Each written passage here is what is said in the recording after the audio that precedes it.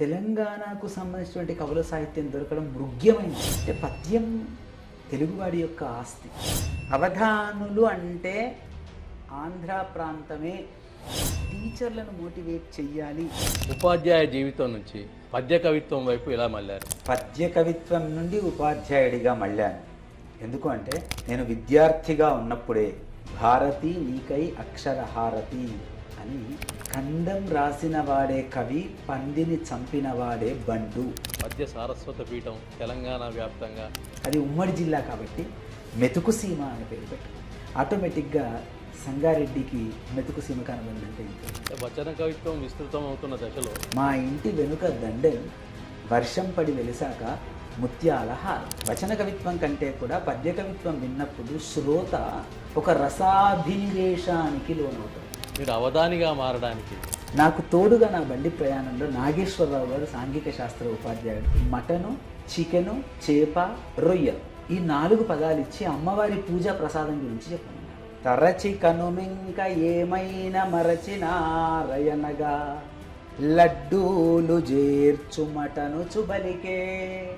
ఉద్యమ సమయం అది. శ్రీకాంతాచారి ఘటన జరిగే పెన్ను, పేపరు, పెన్సిలు, అట్ట ఈ 4 పదాలు ఇచ్చి రామాయణం మీద పద్యం. చాపే పరుపుగా దల్చెను తాపెన్నిదురను వదిలెను తన రామునికై. వచనకర్తలు అప్పుడప్పుడు మాట్లాడుతున్నటువంటి ఫ్లోలో ఎవరేం చేస్తున్నప్పుడు స్పందిస్తున్నారు అంటే కరెక్ట్గా పాఠ్య పుస్తకాలలో కొన్ని అంశాల పట్ల వివాదాలు తలెత్తుకుంటాయి. అంటే అంశం, ఇతివృత్తం, ప్రక్రియ. కాబట్టి మనం ఇప్పుడు చేసే పని ఒక 10 ఏళ్ల తర్వాత మన సంస్కృతి, మన వాచకాలు, మన అస్తిత్వం, ఆ అస్తిత్వం పాఠ్యపుస్తకాల్లో రిఫ్లెక్షన్ కనబడాలి. బాల సాహిత్యం రాసేటటువంటి రచయితలు చాలామంది పిల్లల స్థాయికి దిగాలి అని అనుకుంటారు, కానీ పిల్లల స్థాయికి ఎదగాలి. ఐ కెన్ డూ ఇట్టనరా, ఐ కెన్ డూ ఎవ్రీథింగ్ అనేటిది బ్రతుకోయ్. ఐ కెన్ డూ ఆల్వేస్ అను, ఐ కెన్ డూ అననివాడు అధముడు బాలా. ఆ లుక్ కల్చర్ నుంచి బుక్ కల్చర్ తేవాలి అంటే 2 నిమిషాలు సభంతా నిశ్శబ్దం అయిపోయింది. Welcome real talk with AK.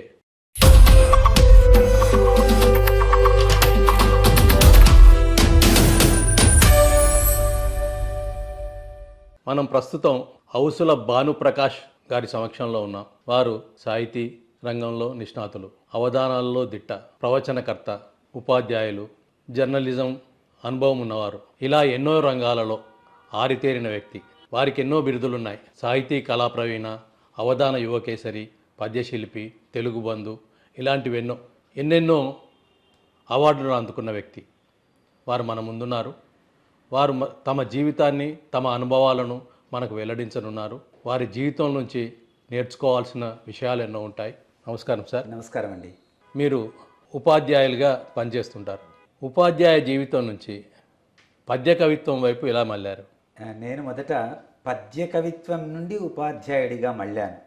ఎందుకు అంటే 2002, 2004 నాది ఉస్మానియా విశ్వవిద్యాలయంలో ఎంఏ చదువుకున్నటువంటి సంవత్సరాలు 2.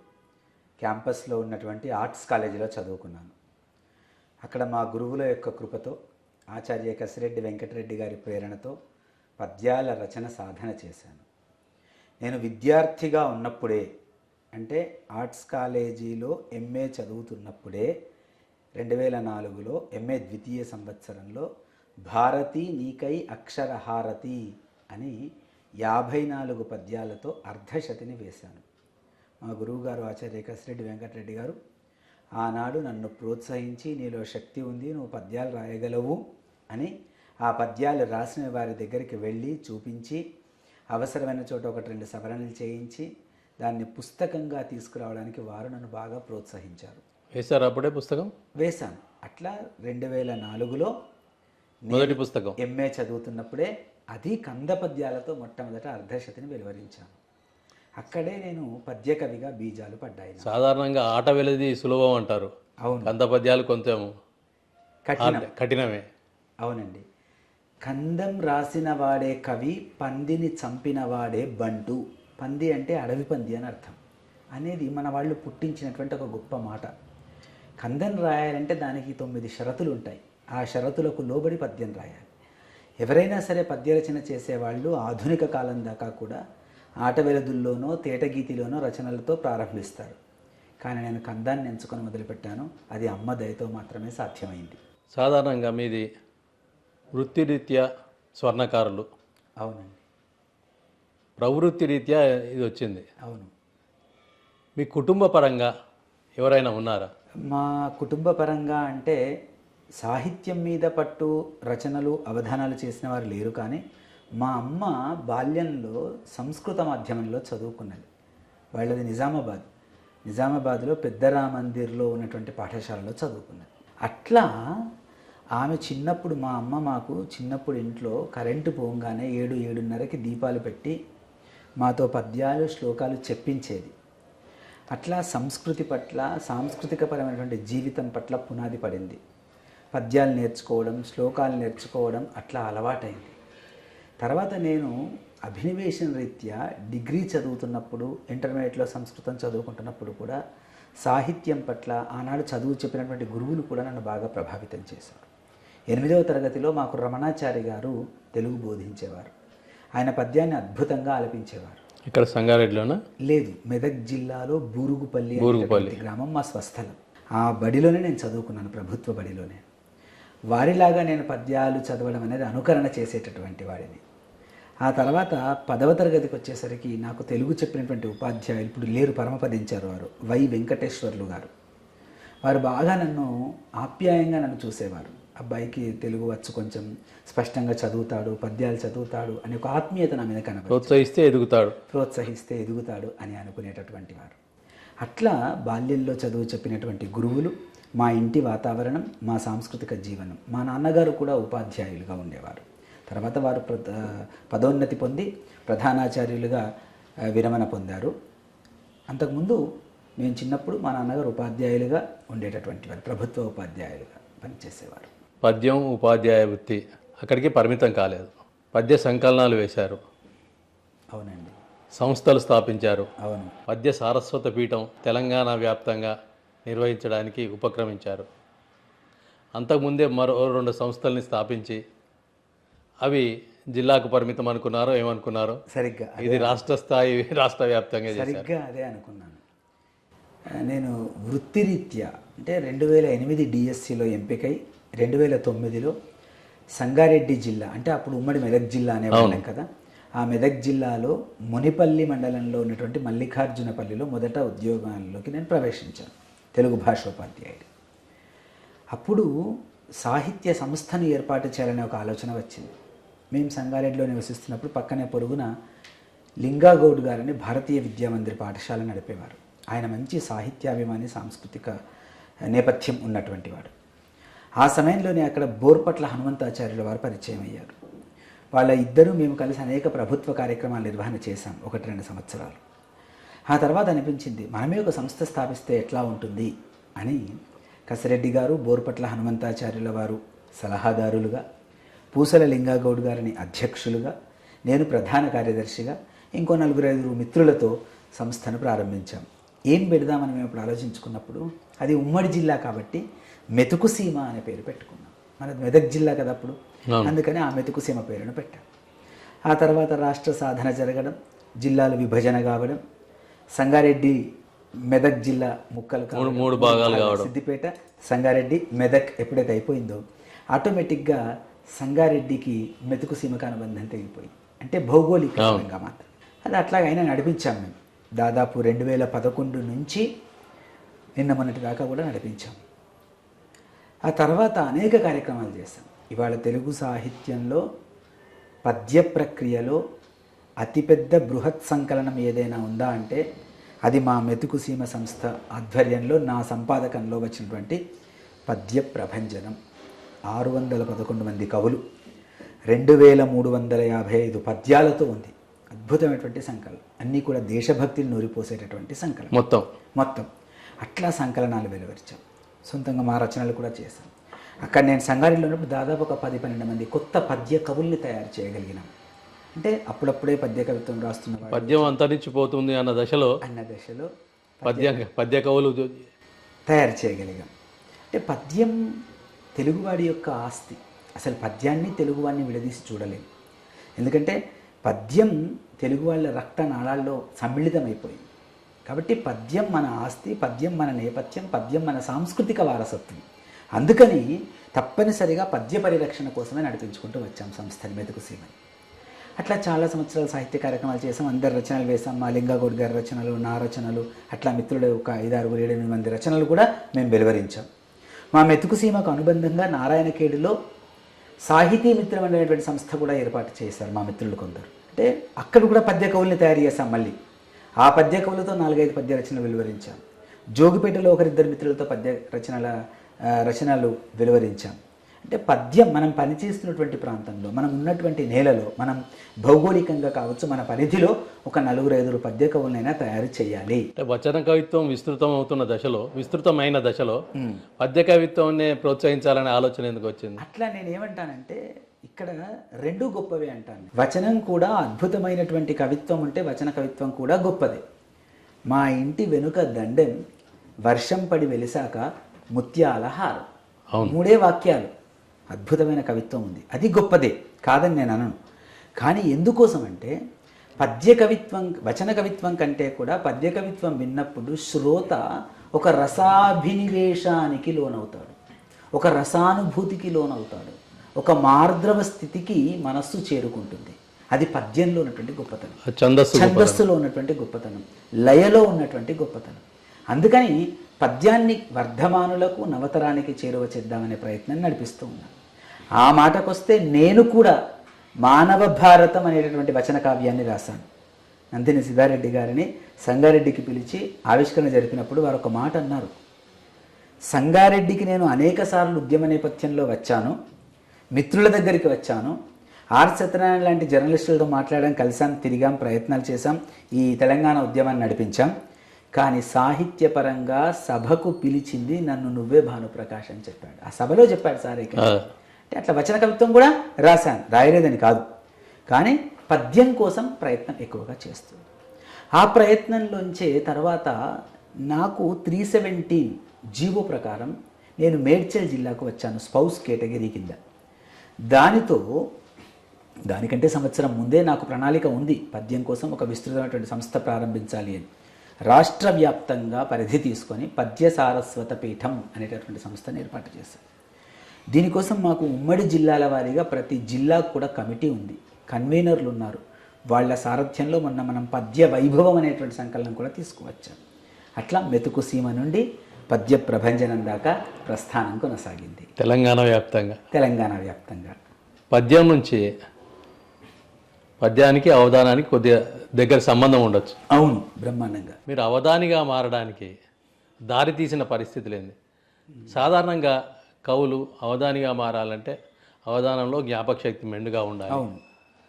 అవును. ఇచ్చే ప్రశ్నలు, తుంటరి ప్రశ్నలు ఉంటాయి, అన్ని రకాల ప్రశ్నలు ఉంటాయి. ఆ ప్రశ్నలకు అనుగుణంగా జవాబు ఇవ్వాలంటే సమయస్ఫూర్తి ఉండాలి, చమత్కారం ఉండాలి, రకరకాలుగా ఉంటాయి. కవిత్వం అప్పటికప్పుడే పద్యం అల్లగలగాలి, ఇవన్నీ ఉంటాయి. అవునండి. మిమ్మల్ని ఆ దారి వైపు మళ్లించింది ఎవరు? రైట్. నేను పద్యాలు రాస్తున్నటువంటి క్రమంలో నా పద్యాలు బాగున్నాయి అని ప్రోత్సహించిన వాళ్ళు చాలామంది ఉన్నారు. సంగారెడ్డిలో కావచ్చు, వాళ్ళ హైదరాబాద్లో కావచ్చు, రాష్ట్ర స్థాయిలో కావచ్చు, విశ్వవిద్యాలయ ఆచార్యుల స్థాయి వరకు కూడా భాను నీలో గొప్ప శక్తి ఉంది, పద్యాలు బాగా రాస్తున్నామని ప్రోత్సహించారు. దారి తీసిన పరిస్థితి అంటే నేను సంగారెడ్డి నుండి మల్లికార్జునపల్లి వరకు బండి మీదే రోజు బడికి వెళ్ళేవాడిని. దాదాపు 8 గంటల 10 నిమిషాలకు ఇంట్లో బండి స్టార్ట్ చేస్తే 9:15కు బడిలో బండి ఆగేది. అప్పుడు బళ్ళ సమయం 9 గంటల 30 నిమిషాలకు ఉంటుంది. 9:35కి ప్రేయర్ అయ్యేది.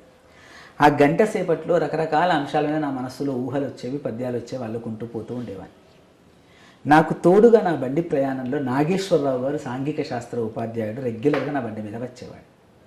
అనుకోకుండా పద్యం చెప్పు, దాని మీద చెప్పు, దీని మీద చెప్పు, ఛాయ్ మీద చెప్పు, అడవి మీద చెప్పు, పుట్ట మీద చెప్పు, ఇట్లా ఆయన అడగడం, నేను చెప్పడం, ఆయన అడగడం, అట్లా దాదాపుగా 1 సంవత్సరంన్నర కొనసాగింది. ఓకే, నేను పద్యాలు అప్రయత్నంగా ఆశువుగా చెప్పగలుగుతున్న దశకు వస్తున్నాను. కాబట్టి అప్పటికే అవధానాలు చాలా నేను పాల్గొన్నాను. పృచ్ఛకులుగా చాలామంది లబ్ధ ప్రతిష్ఠటువంటి అవధానుల యొక్క అవధానాల్లో నేను పృచ్ఛకునిగా పాల్గొన్నాను. చూశాను, 3 రోజులు 4 రోజులు అక్కడ దగ్గర ఉండి మరీ చూశాను వారి అవధానాలను. అట్లా కొంత నేను ఆ మెలకువల్ని పసికట్టగలిగాను. పద్యమల్లగల నేర్పు వచ్చింది. అవధానులను దగ్గర నుండి చూడడం ద్వారా అవధాన మెలకువలు ఏమిటి అనేటువంటి పసిగట్టగలుగుతున్నాను అని ప్రయోగంగా చేద్దామని అనుకుని మిత్రులతో ఒకసారి ప్రయోగంగా చేశాను. సంగారెడ్డిలోనే మా లింగాగౌడ్ గారి సారథ్యంలో చేశాను. అది విజయవంతమైంది. అయినా నేను దాన్ని అవధానం అని చెప్పుకోలేదు, ఎక్కడ కూడా చెప్పకుండా మళ్ళీ ఒక నెల రోజులకు అధికారికంగా సంగారెడ్డి స్థానికంగా పద్య కవుల్ని 5-6 నుంచి 1-2 వచన కవులు, అంటే ఏవైతే ఛందస్సుతో సంబంధం లేని అంశాలు ఉంటాయో వాటికి వచన కవుల్ని 2 ఉంచి అట్లా మొదటి అవధానం చేశాను. అది విజయవంతమైంది. నాలో గొప్ప శక్తిని నింపింది, ప్రేరణ నింపింది. ఆ రకంగా నేను ఒకటి సాధన చేస్తూ వచ్చాను. ఆ తర్వాత కరోనా సమయం చాలా అద్భుతంగా పనిచేసింది. దానికంటే ముందు ప్రపంచ తెలుగు మహాసభలు అయ్యాయి. ప్రపంచ తెలుగు మహాసభల సందర్భంగా నేను చాలా జిల్లాల్లో నేను అవధానం చేశాను. ఒక్క కరీంనగర్లో 5 చోట్ల అవధానం చేశాను. మహబూబ్ నగర్ ప్రాంతంలో చేశాను, మెదక్లో చేశాను, సంగారెడ్డిలో చేశాను. ప్రపంచ తెలుగు మహాసభలకు అవధానాలకు సంబంధం ఏం లేదు కదా? లేదు, కానీ ప్రపంచ తెలుగు మహాసభల సందర్భంగా సాహిత్య కార్యక్రమాలు, కవి సమ్మేళనాలు, అవధానాలు నిర్వహించవచ్చు అని ప్రభుత్వం చెప్పినప్పుడు మిత్రులను అవధానాలకు పిలవడం జరిగింది. అంటే అట్లా 1-2 అవధానాల దశ నుంచి 10ల స్థాయికి అవధానాలు వచ్చాయి. ఇవాళ 46 అవధానాలు పూర్తి చేసి నేను నిలబడ్డాను. తర్వాత వివిధ సంస్థలు వారోత్సవాలు, అవధాన సప్తాహాలు కూడా చేశాయి. శిఖ గణేష్ అనేటటువంటి అతను చిక్కలపల్లి త్యాగరాయ గాన సభలో అవధాన సప్తాహం చేశాడు. 7 రోజులు 7 అవధానులతో ఒక్కొక్క అవధానాన్ని పిలిచి అవధానం చేయించాడు. అందులో కూడా నేను పాల్గొన్నాను. కరోనా సందర్భంలో ఆన్లైన్ వేదికగా అవధానాలు జరిగాయి. ఒకటి కాదు, ఒకే రోజు 3 అవధానాలు కూడా చేసిన ఘట్టాలు ఉన్నాయి. కరోనా సందర్భం ఆన్లైన్, ఇంట్లో కూర్చున్నాను. పొద్దున ఒక వేదిక, మధ్యాహ్నం ఒక వేదిక, సాయంత్రం ఒక వేదిక, అట్లా అవధానాలు విస్తృతంగా చేయడం సాధన జరిగింది. అవధానాల సాధనలో రకరకాల సమస్యలు ఉంటాయి, మెలకువలు ఉంటాయి. అవును. మీకు గొప్పగా అనుభూతిని అందించిన అవధానం ఏది? నేను అది చిన్న పద్యమే కానీ నాకు ఒక ప్రేరణ ఇచ్చింది. ఏమిటి అంటే చిక్కడపల్లి త్యాగరాయ గాన సభలో అవధానం చేస్తున్నాను. అది వర్షం, విపరీతమైన వర్షం పడుతుంది ఆ రోజు. నేను తిరుపతికి వెళ్ళొచ్చాను. అప్పుడే గుండుతోనే అవధానంలో నేను పాల్గొన్నాను. తిరుపతికి వెళ్ళొచ్చాను. శిఖా గణేష్ ఫోన్ చేశాడు, భాను సార్ మీరు తప్పకుండా అవధానం ఉండాలి, మీరు ఎప్పుడు వస్తారు, మీరు వచ్చాక 2 రోజుల తర్వాత అవధానం పెడతా అన్నాడు. పాల్గొన్నాను, చేశాను. ఆ అవధానానికి జిఎం రామశర్మ గారు సంచాలకత్వం. వారు గొప్ప అవధాని, వారు శతావధాని. ఆ తర్వాత బిఎస్ రాములు గారు ముఖ్య అతిథి. ఇంకొకరు ఎవరో వచ్చారు, చిట్టితోటి విజయ్ కుమార్ గారు, ఇట్లాంటి అనేక మంది లబ్ధ ప్రతిష్ఠులు కూర్చున్నారు. మన సిద్దిపేట మిత్రుడే, ఎవరు, కట్టా రంజిత్ కుమార్ దత్తపది అడిగాడు నన్ను. నేను ఇది ఎందుకు గొప్పది అంటున్నాను అంటే చివరికి చెప్తా, ఎందుకు గొప్పగా అనిపించింది, అనుభూతి ఎందుకు చెందితే ఆ క్షణం నాకు ఒక మహానుభావుడు ఫోన్ చేశాడు. అది లైవ్ ఇచ్చారు మళ్ళీ వాళ్ళు. మటను, చికెను, చేప, రొయ్య, చేపలు, రొయ్యలు, ఈ 4 పదాలు ఇచ్చి అమ్మవారి పూజా ప్రసాదం గురించి చెప్పమన్నాడు. పద్యం చిన్నదే కానీ నన్ను వెన్ను తట్టినటువంటి బలమైనటువంటి ఆత్మీయ ప్రోత్సాహం అది. తరచి కనుమింక ఏమైనా మరచినారయనగా, అక్కడ ఏం వచ్చింది? తరచి కనుమింక ఏమైనా మరచినారయనగా, చికెను వచ్చింది. లడ్డూలు చేర్చు మటను చుబలికే, మటన్ వచ్చింది. లడ్డూలు చేర్చుము అటు అనుచు పలికే, అందులో 3 పదాలు కలిపితే మటన్ వచ్చింది. లడ్డూలు చేర్చు మటు అనుచు బలికే, పూజ చే పలు విధముల పొగడి పొగడి చేపొచ్చింది. సాగి రొయ్యన వారు ప్రసాదమునకు, రొయ్య పద్యం చెప్పా. సమస్యాన్ని హాయిగా పూరించే ధారణ అయిపోయింది. సన్మానం అయిపోయి నేను కారు దగ్గరికి కూడా రాలే. నా చేతిలో వారు ఇచ్చిన షీల్డ్, శాలువా, దండ అట్లాగే ఉన్నాయి. మా పిల్లలు వచ్చారు, వారి డిక్కీ తీసుకుని ఇలా పెడుతున్నా నా ఫోన్ మోగింది. ఎవరా అని చూస్తే అష్టకాల వారు నరసింహరామశర్మ గారు. ఏం పూరించినవయ్యా, అసలు అద్భుతంగా దత్తపది చేసిన ఓయ్, ఇట్లా ఆయన ఓయ్ అంటే అవును, ఆయనకు అలవాటు. సార్ మీ దయ, పెద్దల ఆశీర్వాదం, అమ్మదయ నాదేముంది సార్ అని. కానీ చాలా బాగా చేసావు నువ్వు, అవధానం బాగా వచ్చినాయి అన్నాడు.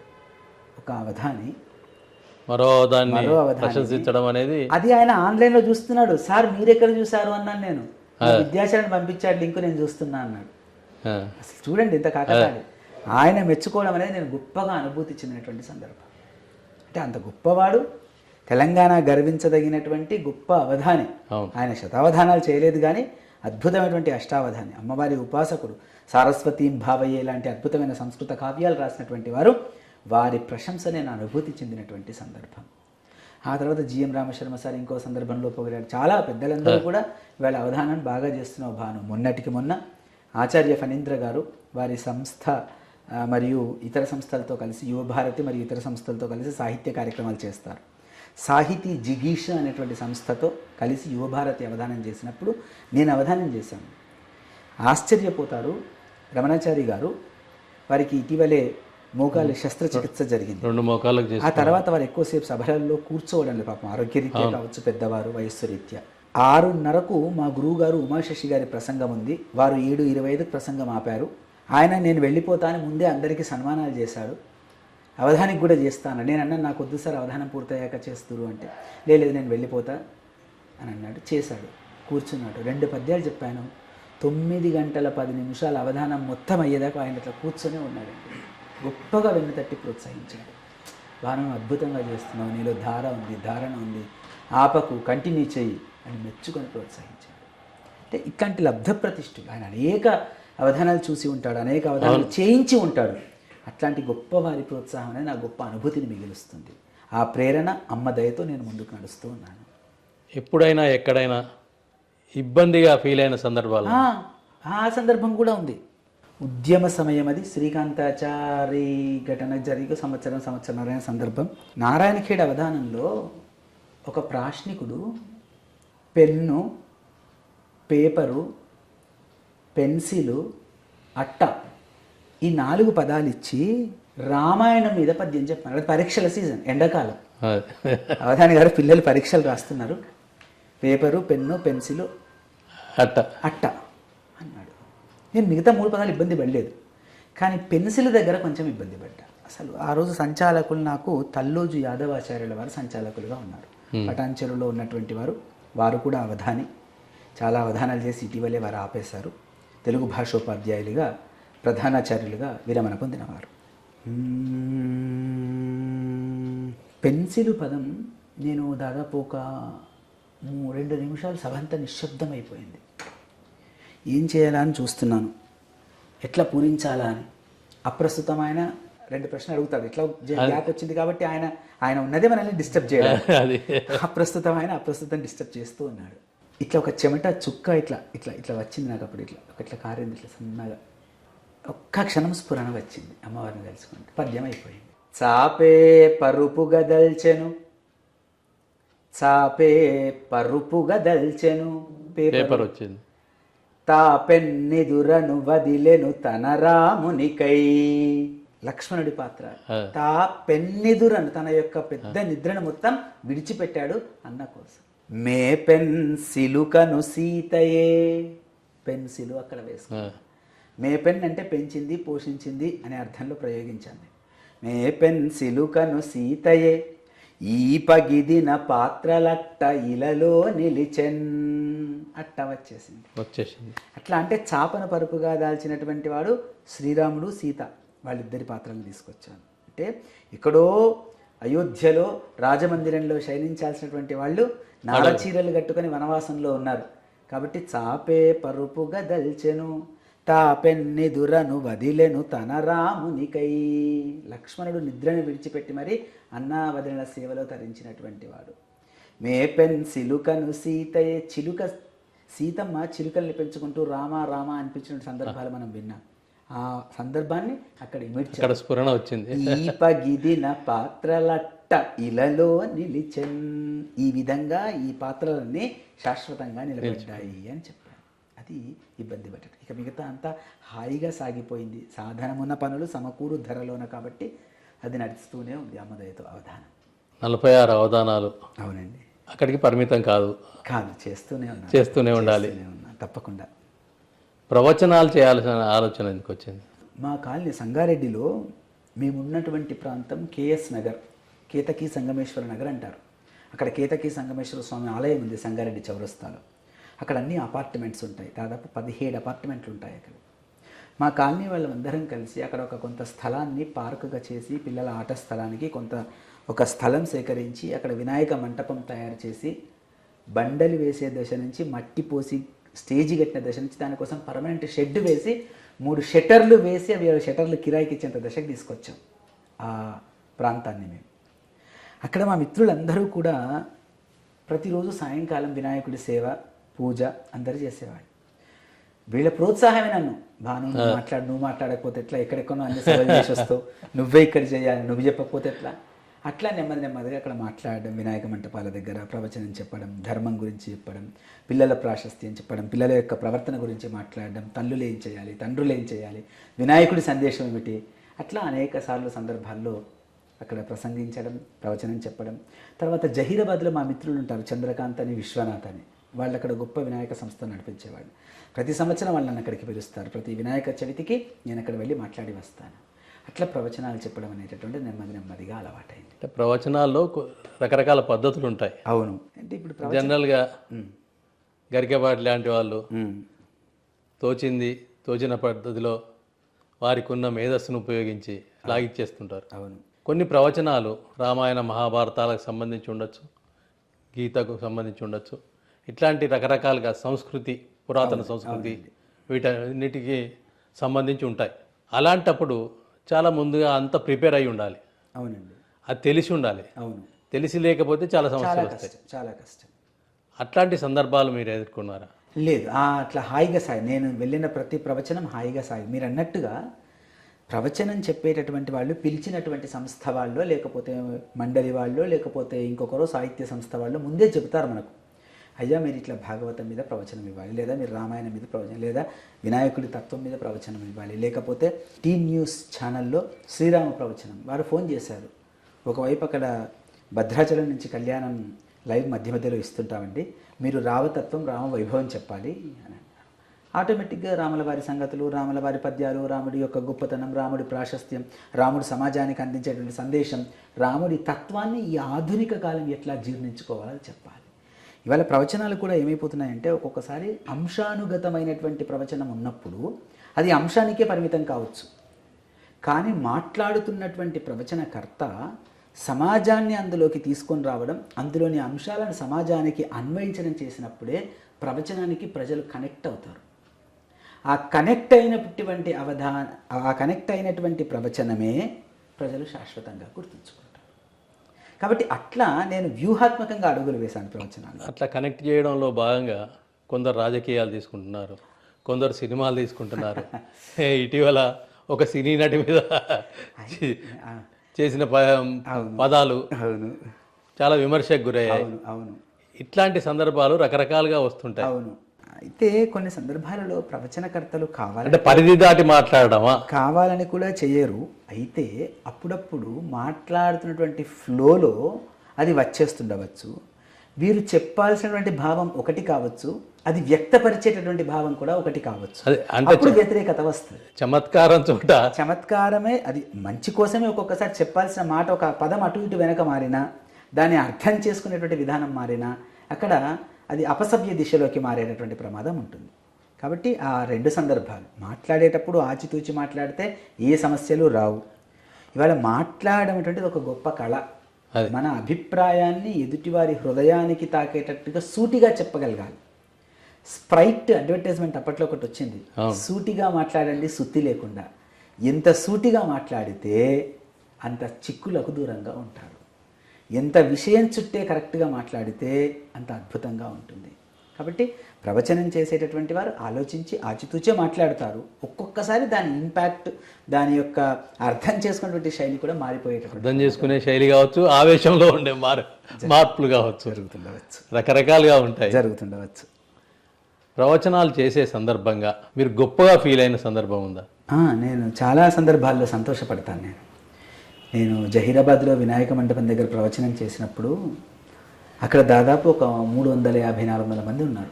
నేను వెళ్ళి మొదట ఒక పని చేశాను, ఏంటంటే పిల్లలు మొత్తం షిఫ్ట్ చేయండి, పెద్దవాళ్ళు మొత్తం షిఫ్ట్ చేయండి అని చెప్పాను. ఎందుకంటే పిల్లలకు అవసరమైనప్పుడు పిల్లల వైపే చూసుకుంటూ చెప్పడం, పెద్దలకు అవసరమైన పెద్దల వైపే చూసుకుంటూ చెప్పడం. పిల్లలు ఇంటరాక్షన్ అయ్యి తర్వాత బయటకు వచ్చిన తర్వాత అసలు కాళ్ళకి నమస్కారం ఎంత బాగా చెప్పారు సార్ అనడం బాగా నచ్చిందనడం. పెద్దవాళ్ళు బాగున్నా బాగాలేకపోయినా మొహమాటానికో దండ వేసి దండం పెట్టాలి కాబట్టి బాగుంటుంది అనొచ్చు నిర్వాహకులు. కానీ స్కూల్ పిల్లలు కూడా కనెక్ట్ అయ్యి, సార్ చాలా బాగా చెప్పారు సార్, మాకు ఇది ఫలానా పద్యం మా పుస్తకంలో ఉంది సార్, మా పాటలు మేము చదివాం సార్, ఇట్లా చెప్పారు సార్. ఆ కనెక్టివిటీ జరిగింది చూడండి, అది నాకు బాగా సంతోషాన్ని ఇస్తుంది. నేను మా స్కూల్లో పిల్లలతో కూడా అంతే. నేను మా పిల్లలతో పాటలు పాడించి యూట్యూబ్లో పెట్టాను. గొప్పగా నేను ఫీల్ అవుతా ఆ సందర్భం. పాఠం చెప్పేటప్పుడు గొప్పగా ఫీల్ అవుతా, మా ఉపాధ్యాయులకు శిక్షణ ఇచ్చేటప్పుడు గొప్పగా ఫీల్ అవుతా. అంటే మన నుండి మనం చెప్తున్నటువంటి అంశం వారి హృదయానికి నేరుగా కనెక్ట్ అవుతుంది అంటే నాకు అనుభూతి చెందినట్టే లెక్క. నేను అది అవుతుందా లేదా మనం ఆటోమేటిక్గా తెలిసిపోతుంది మనకు. వాళ్ళ స్పందన, ఇప్పుడు మాట్లాడుతున్నారు, అక్కడ గోల మొదలైంది అంటే ప్రవచనం మీద శ్రద్ధ లేనట్టు అంతే. మొదటి విషయం.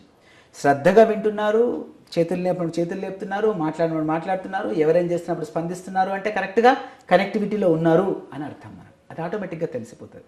కాబట్టి కనెక్ట్ అయింది అంటే నేను అనుభూతి చెందినట్టే లెక్క.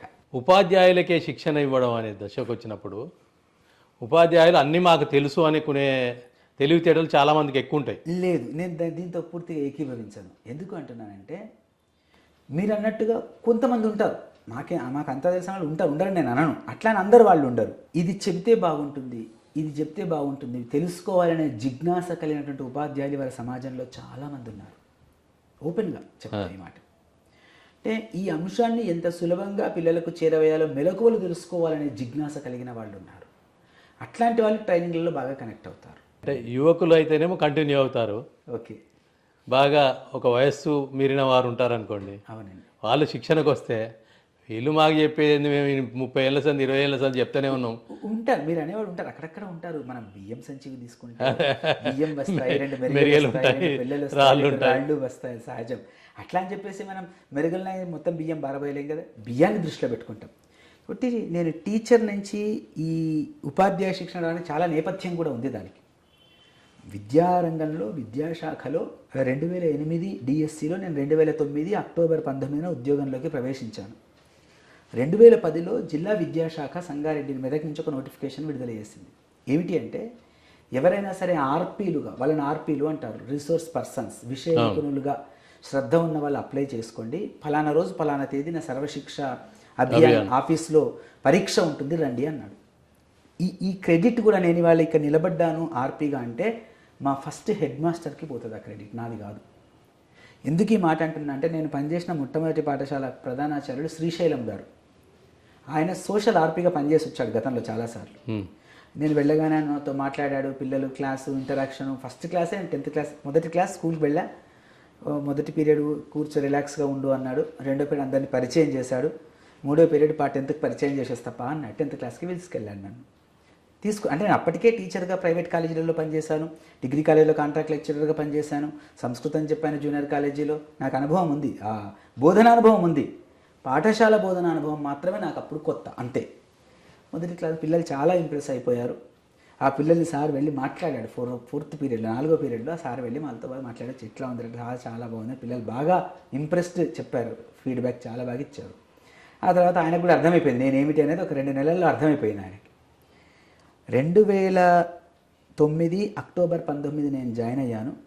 2009 చివరిలో విద్యాశాఖ నుంచి నోటిఫికేషన్ వచ్చింది. భానుసారి బండి ఎక్కువ అని అన్నాడు. మధ్యాహ్నం తినగానే బండి, ఆయన ఎస్టీఓకి వెళ్ళిన ఆఫీస్ నన్ను పెట్టింటే తీసుకెళ్ళాడు, బండి ఎక్కువ అన్నాడు. రోజు అట్లాగే ఏదైనా డిఓ ఆఫీస్ పని, లేదంటే ప్రొసీడింగులు పనులు, అధికారిక పనులు ఉంటాయి కదా, వెళ్ళావే. నేరుగా డిఓ ఆఫీస్ ఎస్ఎస్ఏ ఆఫీస్ దగ్గర దింపేశాడు. అప్పుడు సూర్యప్రకాష్ రావు అని మాకు ఏఎంఓ ఉండేవాడు. సార్ తెలుసా నీకు అన్నాడు. తెలియదు సార్ అన్నాడు. నేను ఫీల్డ్లోకి అప్పుడు కొత్తగా విద్యారంగంలో, బోధనకు పాత కానీ పాఠశాల విద్య కొత్త కదా. సార్ సూర్యప్రకాష్ రావు మనకు ఏఎంఓ అని అన్నాడు. ఏఎంఓ అంటే అన్నాను. 2 నెలలే అకాడమిక్ మానిటరింగ్ ఆఫీసర్ అంటారు, పరిచయం చేశారు. సరే సార్ ఓకే అన్నాను. అందరు టెస్ట్ రాస్తుండ్రు, రాయిపో అన్నాడు. ఏం టెస్ట్? మళ్ళీ ప్రశ్న నాది, ఏం టెస్ట్ సార్ అన్న. నువ్వు పో, ఆర్పీలకు పరీక్ష పెడుతున్నారు అన్నాను. ఆర్పీ అనే పదం తెలుసు నాకు. ఓకే అన్న, పోయినా రాసిన కూర్చున్నా. రిజల్ట్ వచ్చింది, మిమ్మల్ని ఫలానా రోజు హైదరాబాద్కు రావాలి అని చెప్పారు. ఎస్సీఆర్టీ వాళ్ళు ఇంటర్వ్యూ పెట్టారు. అప్పుడు ఉమ్మడి ఆంధ్రప్రదేశ్ రాష్ట్రం. ఏపీ నుంచి కొందరు ఆర్పీలు ఉండేవాళ్ళు, తెలంగాణ నుంచి కొందరు ఆర్పీలు ఉండేవాళ్ళు. వీళ్ళందరినీ కోఆర్డినేట్ చేస్తున్నవారు సువర్ణ వినాయక్ గారు. పాఠ్యపుస్తకాల కోఆర్డినేటర్గా మొన్నటిదాకా పనిచేశారు వారు. దూరవేటి గారు, దూరవేటి చిన్నయ్య, తర్వాత రామాంజనేయులు, స్వర్ణలత, ఇట్లా ఏపీ వాళ్ళు చాలామంది కూడా ఉండేవారు. అందరూ ఇంటర్వ్యూ తీశారు, చూశారు, మాట్లాడారు, మళ్ళీ ఒక టెస్ట్ లాంటివి చేశారు. ఓకే బాగుంది అని అనిపించింది వాళ్ళకు. సరే మంచిది అన్నారు. వాళ్ళు ఏం చెప్పలేదు ఆ క్షణాన్ని కూడా. సరే మంచిది మీరు వెళ్ళొచ్చు అన్నారు. సాయంకాలం అయిపోయింది, వెళ్ళొచ్చు. తర్వాత కొన్ని రోజులకు జిల్లా నుంచి ఒక ఇద్దరు ఆర్పీల్ని మళ్ళీ ట్రైనింగ్కి వెళ్ళమన్నారు. అప్పుడు అందులో నా పేరు పంపించారు. అది ఇక్కడ వరంగల్ బాల వికాసాలు ట్రైనింగ్ పెట్టారు. వరంగల్లో బాల వికాస కేంద్రం ఉంటుంది, కుడి ఫాతిమా స్వచ్ఛంద సంస్థ. కాలనీ, ఫాతిమా నగర్ అని అంటారు. అక్కడ ట్రైనింగ్ పెట్టి అక్కడికి వెళ్ళాం. అక్కడ ఇంకా లోతుగా బాగా నేర్చుకున్న ఆర్పీగా ఉండడం, ఆర్పీ అంటే ఏమిటని చాలా నేర్చుకున్నాను. ఇంకా శిక్షణ నాలో బాగా ఏమంటాం నైపుణ్యాన్ని పెంపొందించింది అది బాగా. ఒక మిత్రులు అప్పుడు ఆంధ్రప్రదేశ్ నుంచి మువ్వల రాంబాబు అనే మిత్రుడు ఉండేవాడు. ఒక దశలో మేము ఎంత సాధికారికంగా చెప్పామంటే దీనికి జవాబు ఇట్లాంటి వాటికి చెప్తే రాంబాబు అయినా చెప్పాలి, నేనే చెప్పాలి, నేను వాడు అనుకునేంత దశకి చేరాం. అంటే రాటుదేళ్ళంత బాగా వచ్చింది. వినాయక్ గారు బాగా ప్రోత్సహించేవారు. జోరవేటి చెన్నయ్య గారు ఉండేవారు. అప్పుడు చాలామంది దోనేపూడి నరేష్ బాబు గారు అని కర్నూలు నుండి ఉండేవాడు. బాణనీలో గొప్ప శక్తి ఉంది, నువ్వు రాణిస్తావు అద్భుతంగా అని. ఇట్లా అనేక మంది ప్రోత్సాహం, ప్రేరణ ఆర్పీగా నన్ను తయారు చేసింది. చాలామంది నేను నేర్చుకోవడం, చాలామందిని చూసి నేర్చుకోవడం, ఎలా ఉండాలో నేర్చుకున్నాను, ఎలా ఉండకూడదో కూడా నేర్చుకున్నాను. సాధారణంగా అష్టావధానాల్లో, ప్రవచనాల్లో ప్రారంభ గీతం ఒకటి ఉంటుంది. అంటే అవధాని ఎంచుకున్నదే కావచ్చు, ప్రవచనకర్త ఎంచుకున్నదే కావచ్చు, భగవత్స్తుతి. నేను ఎప్పుడూ అమ్మను మాత్రమే ఆరాధిస్తాను. చాలా చోట్ల బయట కనుకున్నా నా మనసులో అయినా చదువుకుంటాను. శారదా శారదాంబోజ వదనా వదనాంబుజే సర్వదా సర్వదాస్మాకం సన్నిధిం సన్నిధిం క్రియాత్ సురా సురా సేవిత పాదపంకజ కరే విరాజిత్ కమనీయ పుస్తక విరించి పత్ని కమలాసనస్థిత సరస్వతీ నృత్యతు వాచిమే సదా. ఈ రెండు మనసులో అనుకున్నాకనే అవధానంలో ప్రారంభమైనా చెప్తా, సభల్లో అయినా. ఇప్పుడు అంతెందుకు, ఇప్పుడు మీరు ఇంటర్వ్యూ కూర్చుంటే కూడా నేను మనసులో చదువుకున్నాకే మీతో ప్రారంభించారు. మీకు నమస్కారం పెట్టారు, మనసులో అది అనుకుంటారు. అవి రెండు అనుకుంటారు. ముగింపులో కూడా కొందరు ముగింపు ఏం లేదు, స్వస్తి ఒకటే అంతే. స్వస్తి. ప్రవచనానికి ఏం లేదు, లోకమంతా చల్లగా ఉండాలి అని దీవించడమో, ఆశీర్వదించడమో, లేకపోతే సందర్భానికి తగినటువంటి పద్యమో గేయమో చెప్పి ముగించడం అంతేనండి. చాలామంది స్వస్తి ప్రజాభ్య పరిపాలయంతం అది కూడా అందుకుంటారు, శాంతి మంత్రం అందుకుంటారు. ఎవరి స్వేచ్ఛ వాళ్ళే. మీరు పుస్తకాలు చదవడం నుంచి పాఠ్య పుస్తకాల రచనా ప్రక్రియలో భాగమయ్యారు. దాని అనుభవాలు ఏంటి? ఇందాక చెప్పాను కదా నేను ఆర్పీగా ఎట్లా వెళ్ళానని చెప్పాను మీకు. 10, 11, 12, 13 ఈ 4 ఏళ్లలో ఉమ్మడి ఆంధ్రప్రదేశ్ ఉన్నప్పుడు 6, 7 పుస్తకాలు వరుసగా మారాయి. 9వ తరగతి పుస్తకం మారింది, 10వ తరగతి పుస్తకం మారింది. ఈ 4 సందర్భం. అప్పటి వరకు చాలా శిక్షణలు కూడా అవుతున్నాయి. ట్రైనింగ్లు ఎందుకు అవుతాయి అంటే సిస్టంలోకి ఏదైనా కొత్త అంశం తీసుకువచ్చినప్పుడు అది క్షేత్రస్థాయి ఉపాధ్యాయులకు చేరడానికి వారధులుగా జిల్లా స్థాయి ఆర్పీలను పిలుస్తారు. అప్పుడు డిఆర్పీగా సెలెక్ట్ అయ్యిందాక చెప్పాను కదా, టెస్ట్ పెట్టారు ఆర్పీలకు అని చెప్పి అట్లా వెళ్ళారు. ఆ డిఆర్పీలుగా వెళ్ళిన వాళ్ళల్లో మెరికలుగా ఉన్నటువంటి వాళ్ళని కానీ, నైపుణ్యంగా ఉన్నటువంటి వాళ్ళని కానీ, రచనా శక్తులు ఉన్నటువంటి వాళ్ళని కానీ, కమ్యూనికేషన్ స్కిల్స్ ఉన్నటువంటి వాళ్ళని కానీ, కంటెంట్ మీద పట్టున్నటువంటి వాళ్ళని కానీ, వీళ్ళు వాళ్ళ జిల్లా సాహిత్యం నుంచి కొంత సాహిత్యం పట్టుకురాగలిగిన వాళ్ళని కానీ ఐడెంటిఫై చేసుకుంటారు. అట్లా నన్ను గుర్తుపట్టుకున్నారు. అట్లా పాఠ్యపుస్తక రచనలకు అవకాశం. దానికి కూడా మళ్ళీ ఇంటర్వ్యూ పెట్టారు. ఎట్లా రాయాలనో ఒక మోడల్ లెసన్ రాయమంటారు. ఆ మోడల్ లెసన్ ప్రభావశీలకంగా ఉంటే మనం ఆ జాబితాలో చోటు దక్కుతుంది. అట్లా పాఠ్యపుస్తక రచయితగా వచ్చాను. వినాయక్ గారి ప్రోత్సాహం దీని వెనక చాలా ఉంది. దూరవేటి చెన్నయ్య గారు, వినాయక్ గారు, దోనేపూడి నరేష్ అన్న వీళ్ళందరూ ఉమ్మడి ఆంధ్రప్రదేశ్ రాష్ట్రం ఉన్నప్పుడే నేను టెక్స్ట్ బుక్ రైటర్గా నాకు అవకాశం లభించింది. నా సేవలు అందించేటువంటి అదృష్టం నాకు దక్కింది. అట్లా 9వ తరగతి, 7వ తరగతి, 9వ తరగతి, 10వ తరగతి వరుసగా వాచకాల్లో నేనున్నాను. ఆ తర్వాత 13 ఉద్యమం ఉవ్వెత్తున ఎగసింది, మనకు రాష్ట్ర సాధనకు పునాదులు పడ్డాయి. 12, 13 ఉద్యమాల సమయం. 2014 రాష్ట్ర అవతరణ జరిగిన తర్వాత తెలంగాణ రాష్ట్ర ప్రభుత్వం ఒక 30-35 మందితో ఒక కమిటీని వేసింది. విశ్వవిద్యాలయ ఆచార్యులు మొదలుకొని బడుల్లో పాఠాలు చెప్తున్న టీచర్లను కూడా ఒక 4-5 ఎంచుకుంది. అందులో నేను ఒకరిని, ఆ అవకాశం దక్కిన వాళ్ళని. అట్లా 1వ తరగతి నుంచి 10వ తరగతి వరకు తెలుగు వాచకాల నిర్మాణ కార్యశాల దాదాపు ఒక 6 నెలల పాటు సుదీర్ఘంగా జరిగింది. అన్నిట్లో దేవుడి దయతో నేను పాల్గొన్నాను. నాకు ఇచ్చినటువంటి ప్రతి అంశాన్ని, ప్రతి అవకాశాన్ని, నాకు కేటాయించిన ప్రతి పనిని విజయవంతంగా, నిర్విఘ్నంగా చేశాను. వాడిని అట్లా నిలదొక్కుకోగలిగాను. అట్లా ఇప్పటిదాకా ఉన్నాను. కొన్ని సందర్భాల్లో పాఠ్యపుస్తకాలలో కొన్ని అంశాల పట్ల వివాదాలు తలెత్తుంటాయి, వస్తాయి. సాధారణంగా పాఠ్యపుస్తకంలో ఏ అంశం ఉండాలనేది నిర్ణయించే అధికారం పాఠ్యపుస్తక రచయితకు ఉండకపోవచ్చు, ఉండొచ్చు. అలాంటి సందర్భాల్లో ఏం చేస్తుంటారు? ఏం లేదు, ఏ విషయం పిల్లలకు తేలిగ్గా ఉంటుంది, పిల్లలకు అవసరమైన అంశం. మొదట ఇతివృత్తాలు ఉంటాయి, కొన్ని థీమ్స్ అంటాం మనం. ఈ ఇతివృత్తం ఉండాలి. ఇతివృత్తం వాళ్ళే ఇస్తారా?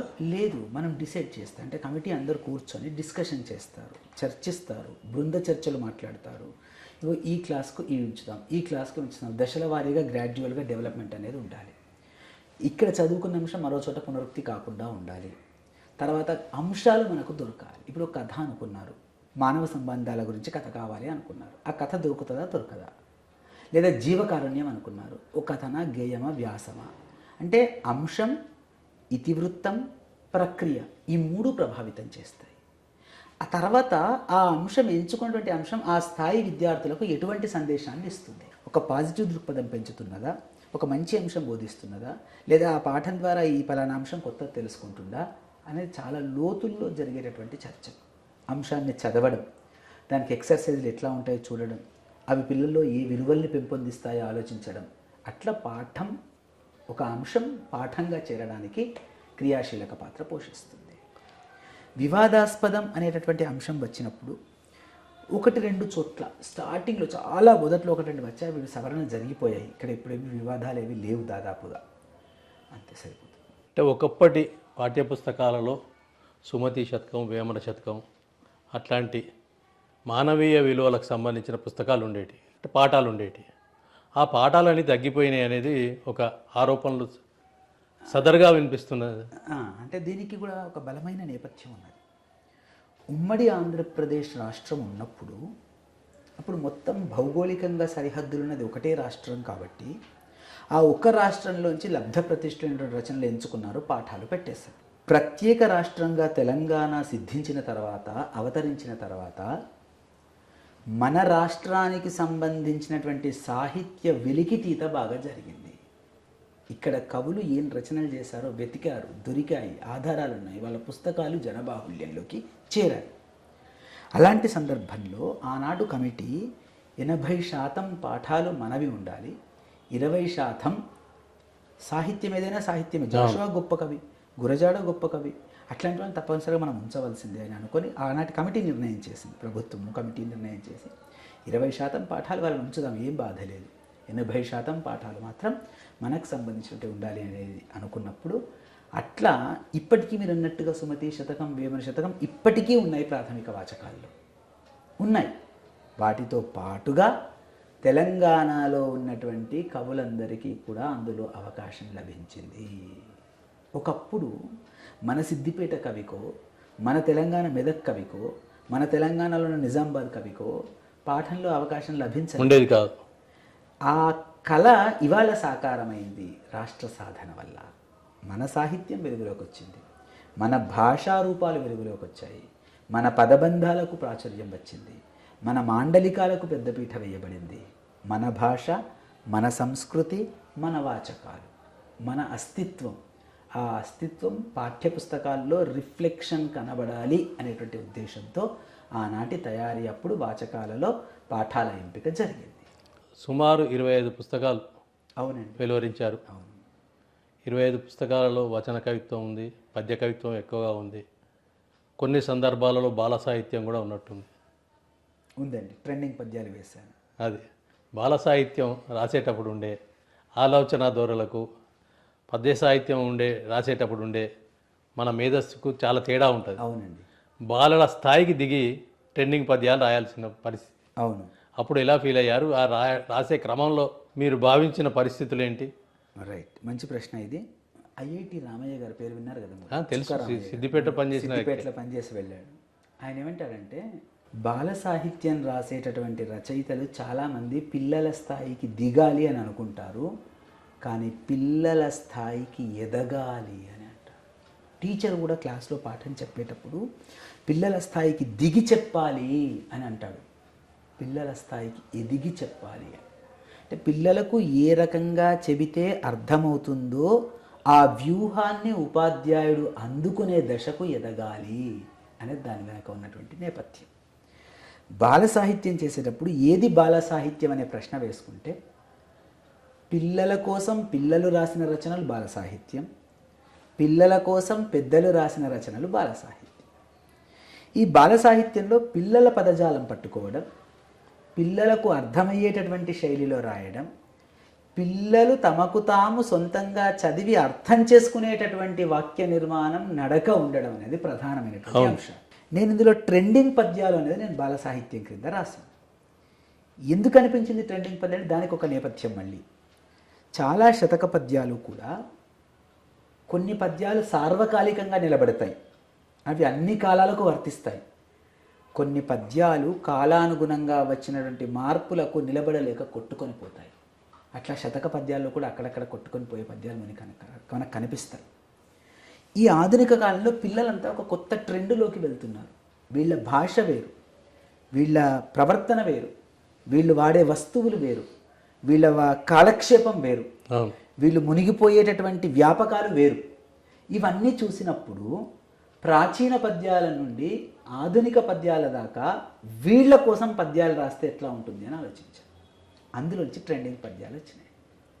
ఐ కెన్ డూ ఇట్టనరా, ఐ కెన్ డూ ఎవ్రీథింగ్ అనడిది బ్రతుకోయ్, ఐ కెన్ డూ ఆల్వేస్ అను, ఐ కెన్ డూ అననివాడు అధముడు బాలా.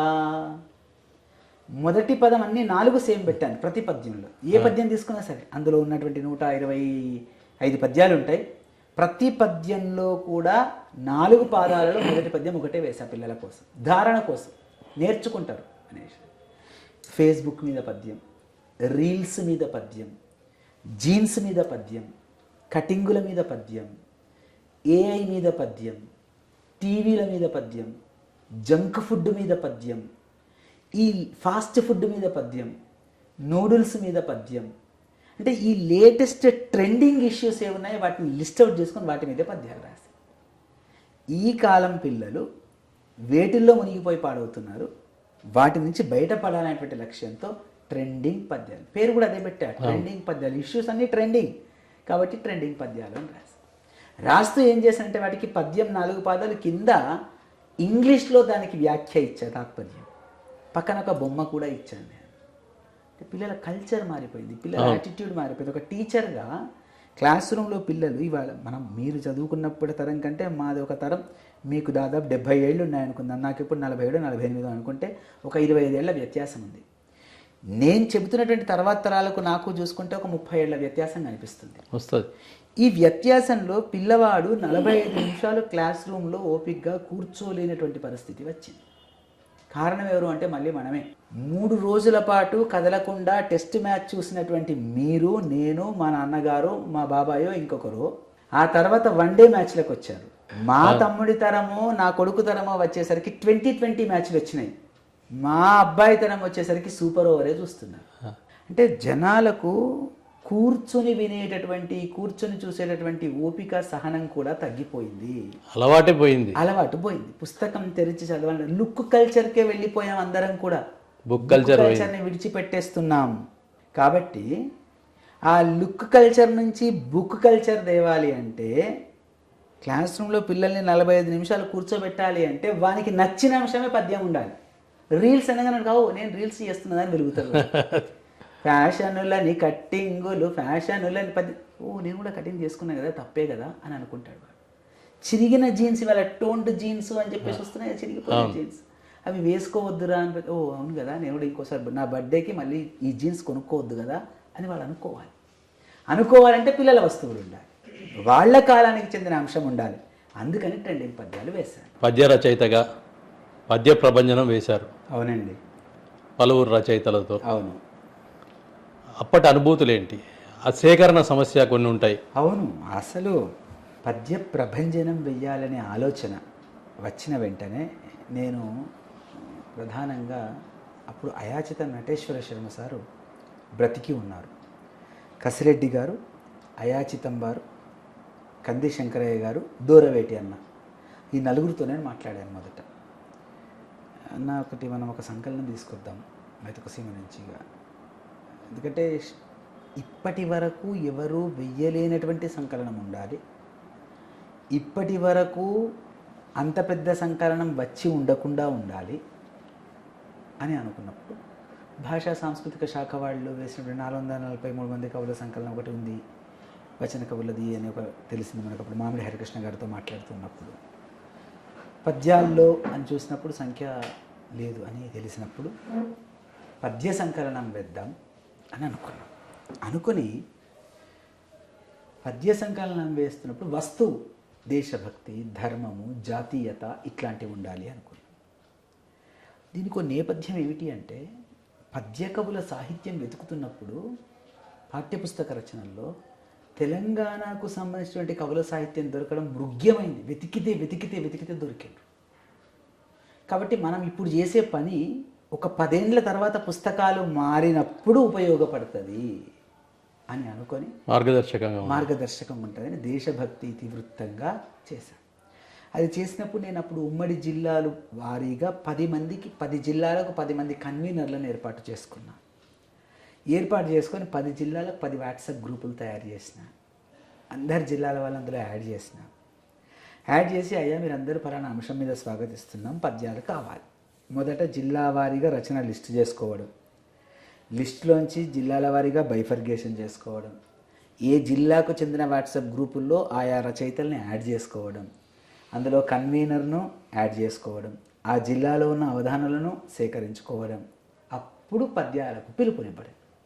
అట్లా పిలుపునిచ్చినప్పుడు పద్యాలు వరుసగా పంపడం, పోస్టు. కొంతమంది పెద్దవాళ్ళు ఉంటారు, వాట్సాప్ వినియోగించని వాళ్ళు కావచ్చు, వాళ్ళు చేతిరాతతో పంపినవి ఉంటాయి, అన్నిటినీ తీసుకొని పరిష్కరించుకోవడం దశ. డిటిపి మొత్తం కంది శంకరయ్య గారే చేశారు. కంది శంకరయ్య గారు డిటిపి చేసి పంపితే జిల్లాల వారీగా పరిష్కరణకు ఎడిటోరియల్ బోర్డు ఒకటి ఏర్పాటు చేశాను, సంపాదక మండలి అని.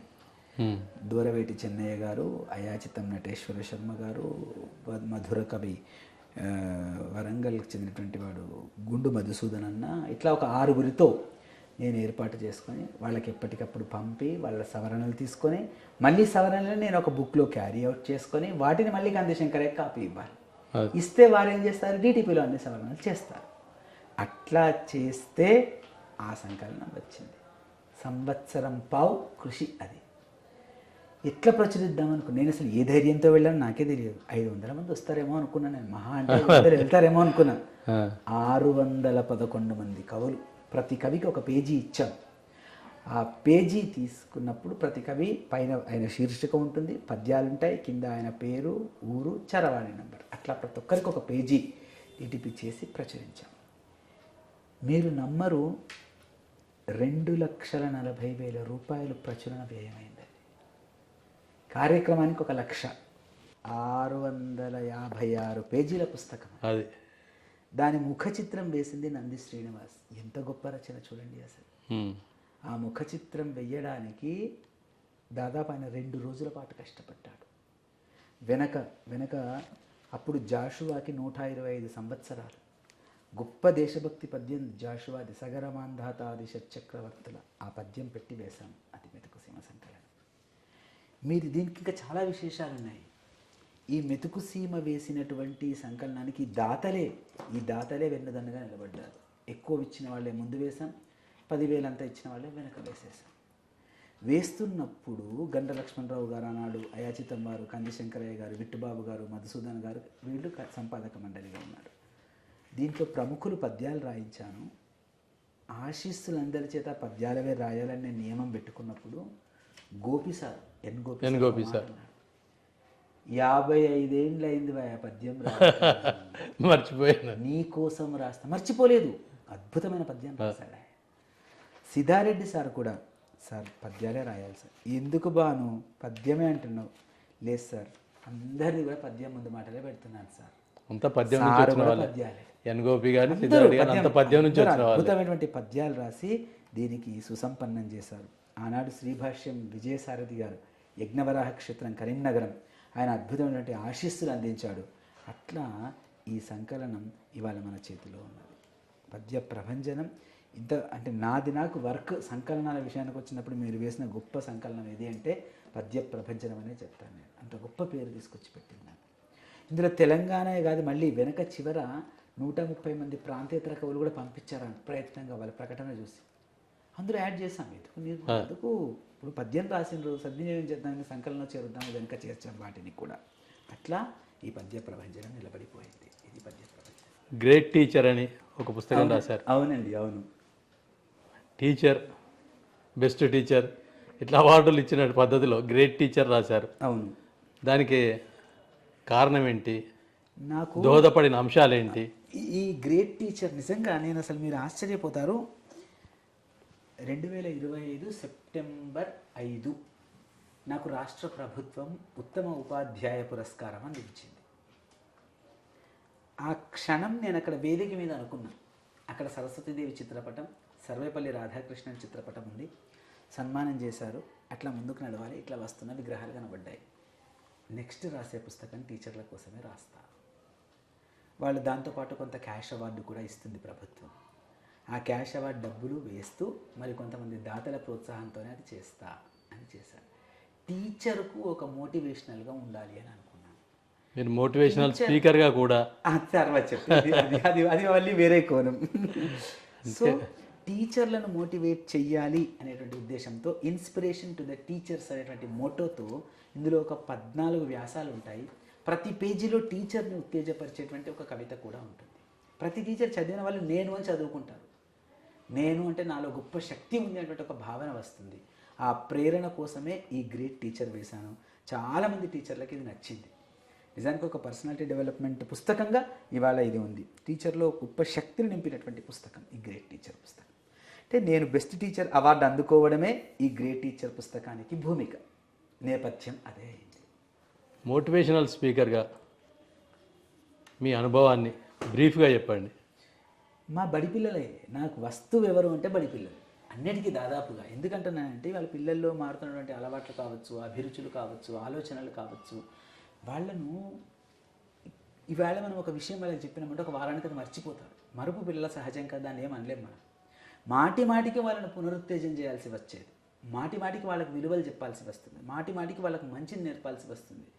అట్లా వాళ్ళకి చెప్పి నేను మోటివేషనల్ స్పీకర్ని అయిపోయినా అంతే. చెప్పిన వీడియో ఒకటి యూట్యూబ్లో పెట్టి అందరు చూసారు, బాగుంది సార్, మీరు మా పిల్లలకు కూడా వచ్చి కొంచెం చెప్పారా. కాలేజీ వాళ్ళు, సార్ మీరు మా పిల్లలకు కొంచెం వచ్చి చెప్పారా. అట్లా ఒకానొక దశలో నారాయణఖేడ్ కాలేజీలో 750 మంది పిల్లలు ఉంటారు. పిల్లలందరినీ వాళ్ళు వరండాలో కూర్చోబెట్టారు.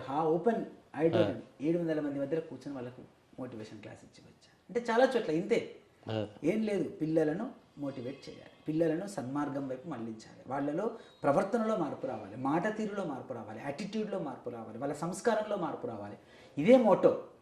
అట్లా మోటివేషనల్ స్పీకర్ అనేటువంటి అవతారం ఎత్తాల్సి వచ్చింది. మీరు పిల్లలను సన్మార్గంలోకి మళ్లించాలనే దృక్పథంతోనే అమృతమూర్తులని దేశభక్తి. మనం భారత స్వాతంత్ర వజ్రోత్సవాలు అయ్యాయి. 75 ఏళ్ల స్వాతంత్రోత్సవాలు జరిగినాయి కదా 2021లో.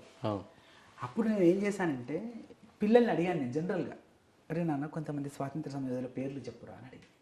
నేను పనిచేస్తున్న బళ్ళు పక్క బళ్ళు కనిపించే పిల్లలు ఒక 10 పేర్లు 12 పేర్లు ఆగిపోయినాయి. ఒక ప్రాక్టీస్ చేద్దామని టీచర్లను కూడా ప్రారంభించాను.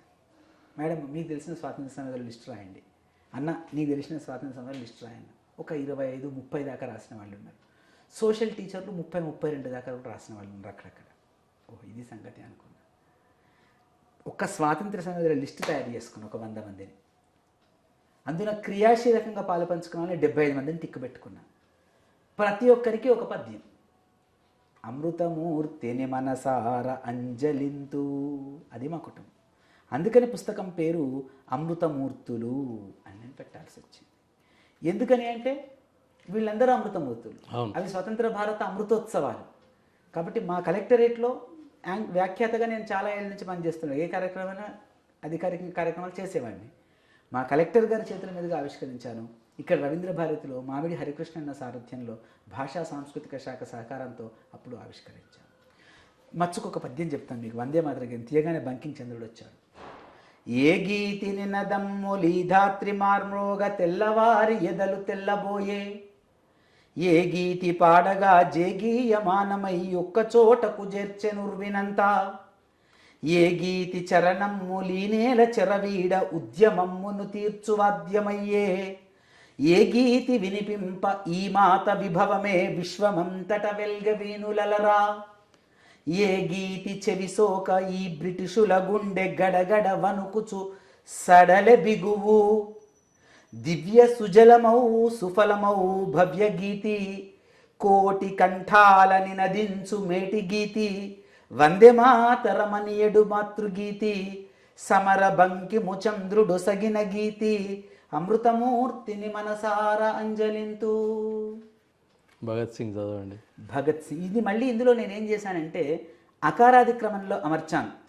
మీ సమ్ము మెలివేసి రోసమ్ము జూపెడు తెగువయై వెలిగిన ధీరుడెవరు, విప్లవజ్వాలయై వీరోచితమ్ముగ సాహసమ్మును జూపు సత్వమెవరు, తూటాలనెదిరించ తూటాయ సరియంచు పేరిమి బాంబులై ప్రేలెనెవరు, ఇంక్విలాబని పల్కి ఇంటి ఇంట జాతీయ భావనల్ నింపిన చేవ ఎవరు, ఉరికంబమెక్కిన దరహాసమి సుమంత చెరగనివ్వని దివ్య చిత్రమెవరు, ఉరికంబమెక్కిన దరహాసమి సుమంత చెరగనివ్వని దివ్య చిత్రమెవరు, భరత సింగమై వెలిగిన భక్తుడెవరు, సమర శక్తిని చాటిన అమరుడెవరు, అరుల గడగడలాడించి వరలనెవరు, తా షహీదు భగత్ సింగు ధరకు దీప్తి, అమృతమూర్తిని మనసార అంజలింతు. అది భగత్ సింగ్ పద్యం. కనీసం 75 పేర్లు పిల్లలకు వస్తాయి. పద్యాల మాట దేవుడెరువు. పద్యాలు పెద్దవాళ్ళు, తెలుగు పండితులు, ఉపాధ్యాయులు నేర్చుకుంటారు. తెలివిగల పిల్లలు, పెద్ద పిల్లలు 10th క్లాస్ వాళ్ళు కనీసం 10 పద్యాలు నేర్చుకుంటారు. 75 మంది పేర్లైనా రాస్తారు. అసలు ఆ పేర్లు పరిచయం కావాలి పిల్లలకు అని చెప్పి వేసినటువంటి ప్రయోగమే ఈ అమృతమూర్తులు. మీరు అవధానిగా అవును రాణించడంతో పాటు అవధాన తెలంగాణ అనే ఒక వ్యాసాలు రాశారు. అవునండి. దీనికి దారితీసిన పరిస్థితులు ఏంటి? అంటే దీనికి కూడా ఒక గొప్ప నేపథ్యం ఉంటుంది కదా. ఉన్నది.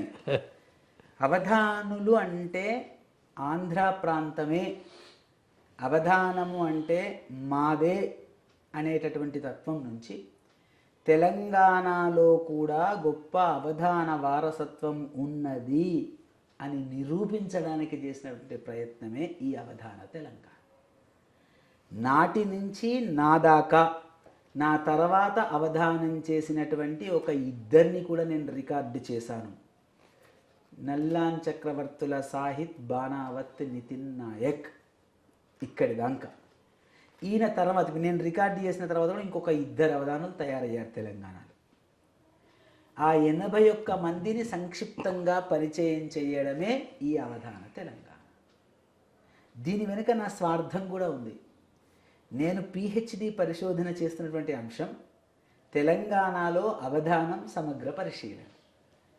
కాబట్టి నేను రీసెర్చ్ చేయడానికి నా పుస్తకం కూడా నాకు ఒక రెఫరెన్స్ పుస్తకంగా ఉపయోగపడుతుంది. 2 రకాలుగా ఉపయోగపడుతుంది. చేసినటువంటి వర్క్ ఎప్పుడు చెడిపోదు కదా అన్నట్టుగా ఈ అవధాన తెలంగాణ వ్యాసావళి ఉంది. ఆనాడు అయాచితం నటేశ్వర శర్మ గారు ఈ అవధాన తెలంగాణ పుస్తకం చేస్తాను పని అంటే అసలు అద్భుతంగా ఇంటికి పిలిచి వెన్ను తట్టి ప్రోత్సహించి ఎవరు చేయలేరు ఇట్లాంటి పని నువ్వు చెయ్యాలి అని అన్నాడు. ఆయన ముందు మాట రాస్తే సొంత చేతి దస్తూరితో రాసిచ్చాడు. అది అట్లాగే వేశాను దీంట్లో. అంటే ఒక మంచి పనికి ప్రోత్సాహం, సదాశీస్సులు అనేవి ఎట్లా తోడవుతాయి అనడానికి ఇవన్నీ ఉదాహరణలు. జిఎం రామశర్మ గారు, భాను నువ్వు తలుచుకుంటే పని అయిపోతుంది అంతే. రంగాచార్య గారు, మా గురువు గారు కసిరెడ్డి గారి గురువు గారు, వారు ఈ పుస్తకం వేస్తున్నాను మరి ఏం చేద్దాం దీని సంగతి అని అర్ధచంద్ర ప్రకాష్ రెడ్డి గారితో మాట్లాడాను. భాను మంచి పుస్తకం, ప్రచురణ మాకే వేరే వాళ్ళకి ఇచ్చావు, 2 రోజులలో ఫోన్ చేస్తా అన్నాడు. ఒక్కటే రోజుకు ఫోన్ చేసిండు, పుస్తకం నేను ప్రచురిస్తా, ఎన్ని కాపీలు వేయమంటావు చెప్పు అని అన్నాడు. గోల్కొండ సాహితీ సమితి వాళ్ళ పేరు మీదనే మనం ప్రచురించాం. గోల్కొండ సాహితీ కళా సమితి వాళ్ళే ప్రచురించారు పుస్తకాన్ని. అంటే మంచి సత్సంకల్పానికి ఇట్లా తోడవుతాయన్నీ అనడానికి ఇదొక ఉదాహరణ ఈ పుస్తకం అవధాన తెలంగాణ. మీరు అనేక ప్రశంసలు, అవార్డులు, రివార్డులు పొందారు. మీ చేతికి తొడిగిన కడియం స్వర్ణ కంకణం. మా అధ్యక్షుల వారు పూసల లింగగౌడ్ గారు మెతుకుసీమ సంస్థకు పనిచేస్తాం. వారు అనుకోకుండా ఒక మాట అనేవారు, భాను కవులంటే సిద్దిపేటనే, మొదటి నుంచి అక్కడ వారసత్వం ఉంది. ఆ తర్వాత మెదక్ కొంత పక్కన ఉంది కాబట్టి వచ్చారు. సంగారెడ్డి కొంచెం కవన వారసత్వం తక్కువ. నువ్వు ఎప్పుడైతే ఇటు పక్కకు వచ్చావో చాలామంది కవులు తయారు చేసావు. బోరుపట్ల హనుమంతాచార్యులు చాలాసార్లు అన్నాడు నాతో ఆ మాట, వారు కూడా పెద్దవారు. నువ్వు వచ్చాక సంగారెడ్డి స్థితిగతులు మార్చావయ్యా అనేసి. అట్లా సంగారెడ్డి అంటే ఒక 40-45 మంది కవులు ఒక గంటలో జమ అయ్యేటువంటి పరిస్థితి తీసుకొచ్చాను. నువ్వు చేసిన పనికి నీకు నేను రుణపడి ఉన్నా అన్నాడు. ఎందుకన్నాడో నవ్వుకుంటూ అంటాడు హాస్యంగా అనుకున్నాను. అనుకోకుండా వారు ఒక రచన చేస్తారు, పుస్తకావిష్కరణ వారిది. వారి పుస్తకావిష్కరణలో ఆ గాంధీ గ్లోబల్ ప్రతిష్టాన్ సంస్థ అధ్యక్షుల్ని పిలిపించి వారి చేతుల మీదుగా నాకు స్వర్ణ కంకణ సత్కారం చేశారు. అదే ఈ స్వర్ణ కంకణం. అది అమ్మదైనే తప్ప మరొకటి కాదు. రాష్ట్ర స్థాయి అవార్డులు ఎన్నో పొందారు వివిధ సంస్థలతో. అందులో చెప్పుకోదగినవేంటి? కొన్ని చాలా ఉన్నాయి, 2-3 మాత్రమే చెప్తాను. 2-3 నేను అడిగింది కూడా అందుకే. ఒకటి రాష్ట్ర స్థాయి ఉత్తమ ఉపాధ్యాయ పురస్కారం. నేను చేస్తున్నటువంటి పనిని గుర్తించినటువంటి పురస్కారం. వృత్తియే దైవం, వర్క్ ఈజ్ వర్షిప్. కాబట్టి అది నేను మొదట చెబుతాను. తెలుగు విశ్వవిద్యాలయం వారు ప్రతి సంవత్సరం వివిధ రంగాలలో సేవలు అందిస్తున్న వారికి కీర్తి పురస్కారాలు ఇస్తారు. నాకు అవధాన రంగంలో కీర్తి పురస్కారం అందించారు వారు. తర్వాత రాష్ట్ర అవతరణ వేడుకల సందర్భంగా రాష్ట్ర ప్రభుత్వం 51,116 రూపాయలతో రాష్ట్ర అవతరణ వేడుకల పురస్కారం అందించింది. నారాయణఖేడ్ నుండి సాహితీ మిత్రమండలి వారు అవధాన యువకేసరి అనే పురస్కారం అందించారు. అట్లాగే సిద్దిపేట దగ్గర విజయదుర్గ ధార్మిక సేవా పురస్కారం వచ్చింది, మన మరపడగా అన్న వాళ్ళది. చెప్పాలి హరినాథ శర్మ అన్న ఆప్యాయంగా అందించారు. శ్రీభాష్యం విజయసారథి గారు ధర్మనిధి పురస్కారం అందించారు. అట్లా చాలా పురస్కారాలు అమ్మ దయతో అందుకున్నాను. అవన్నీ అమ్మ పాదాలకే సమర్పణం. మీ కుటుంబ వివరాలు? మా అమ్మ చివరగా మా అమ్మ నాన్న పేర్లు. మా అమ్మ పేరు శశిరేఖ. ఇందాక మొదట చెప్పినట్టుగా మమ్మల్ని అందరినీ తీర్చిదిద్దింది. మేము ఇవాళ ఉన్నాము అంటే వారే కారణం. మా నాన్నగారు గోపాల్ గారు విశ్రాంత ప్రధానాచార్యులు. నాకిద్దరు చెల్లెళ్ళు, వాళ్ళిద్దరు కూడా టీచర్లు. వాళ్ళకు వివాహాలు అయిపోయినాయి, ఎవరి కుటుంబాలు వాళ్ళ ప్రాంతాల్లో నివసిస్తున్నారు. మా శ్రీమతి జ్యోత్స్న, ఆవిడ కూడా తెలుగు భాషోపాధ్యాయుని. 2 పిల్లలు, శ్రేయ సహస్ర, సాయి శ్రేయవర్ధన్. అమ్మాయి 8వ తరగతి, అబ్బాయి 5వ తరగతి. వాళ్ళు చదువుకునే దశలో ఉన్నారు. ఒక తరం నుంచి తర్వాత తరం దాకా సాహిత్యం ప్రసరిస్తుంది అనడానికి మా కుటుంబం ఉదాహరణ. మా అమ్మ నుంచి నాకు, నా నుంచి మా పిల్లలకి. మా పిల్లలు చక్కగా పద్యాలు చదువుతారు, ఇవాళ అద్భుతంగా గేయాలు ఆలపిస్తారు. సాహిత్యం సంస్కారాన్ని పెంపొందిస్తుంది, సాహిత్యం విలువల్ని పెంపొందిస్తుంది. అట్లా సాహిత్య వాతావరణం నడుస్తూ ఉన్నది. ఇది ఔసుల భానుప్రకాష్ గారి జీవితం. విభిన్న రకాలుగా విభిన్న రంగాలలో వారు రాటు తేలిన జీవితం, అందరినీ రాటు తేలించడానికి కృషి చేస్తున్న జీవితం. వారి జీవితం మనకు ఆదర్శప్రాయం కావాలని కోరుకుంటూ మనకిచ్చిన అవకాశానికి ధన్యవాదాలు. త్వరలో మరో ప్రముఖునితో మీ ముందుకు రానున్నాం. Real talk with AK.